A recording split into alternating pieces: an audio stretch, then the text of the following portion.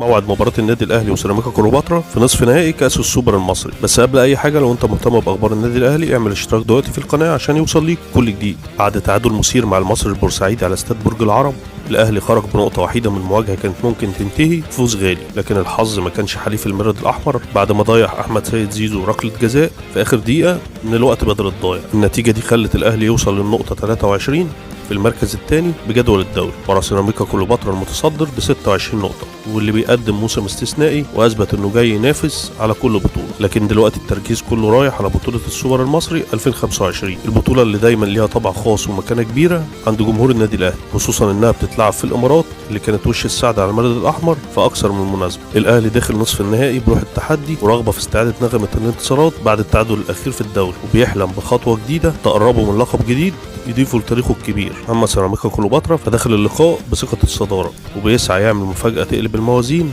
ويطيح بالنادي الاهلي من على الطريق. ولو الاهلي فاز على سيراميكا كليوباترا فالموعد في النهائي هيكون مع الفائز من الزمالك وبيراميدز في نهائي ناري ممكن يرجع لينا كلاسيكو مصري خالص من العيار الثقيل. اما عن موعد المباراة فالمباراة يوم الخميس 6 نوفمبر 2025 الساعة 5 مساء بتوقيت القاهرة على ملعب استاد محمد بن زايد في العاصمة الإماراتية أبو ظبي.